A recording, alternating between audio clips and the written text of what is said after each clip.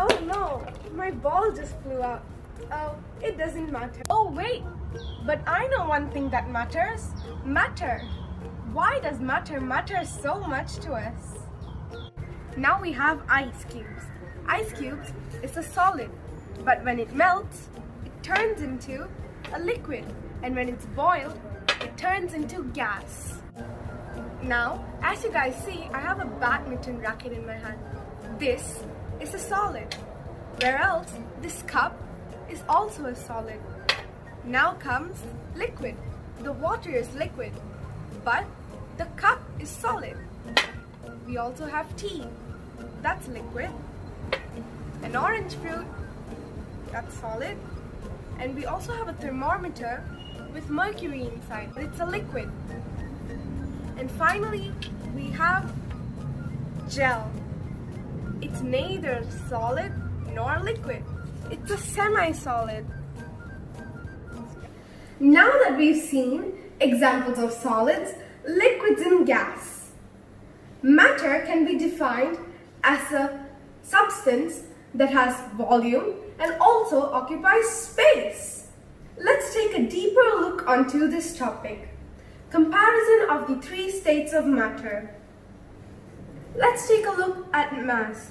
Solid has a fixed shape, while liquid and gas take the shape of their containers, like these two glasses. Solid and liquid have fixed mass, while gas does not.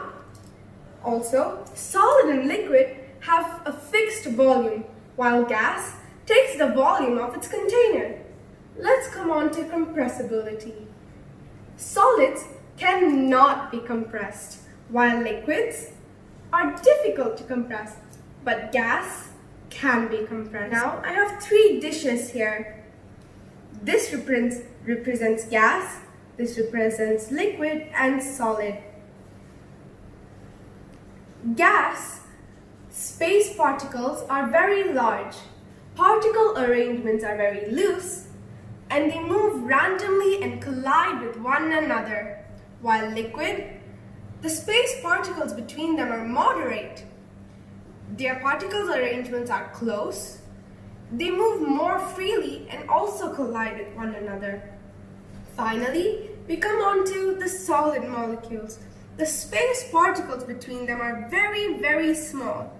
Their arrangement is very close, and particles movement, they do not move, but they vibrate in a fixed position. Rate of diffusion in the three states of matter. The speed of diffusion is fastest in gas, followed by liquids, and very slowly in solids. The rate of diffusion increases with temperature.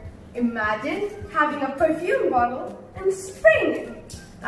This perfume smells nice. Physical properties of matter. There are many types of properties of matter, but today I will state four. Boiling point.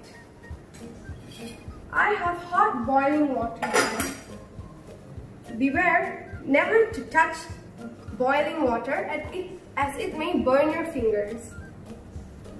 Now, the room temperature here is 30.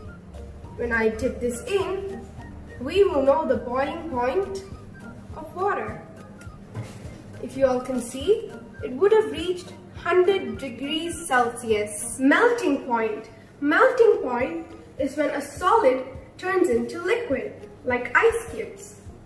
Heat, an electrical conductor. If you all can see, I have a metal lid here. This can conduct heat. Ability is the ability to dissolve in a solvent, like the sugar. When I add it into a glass of hot water and give it a stir, it would immediately dissolve and we would get a different mixture that is solvent.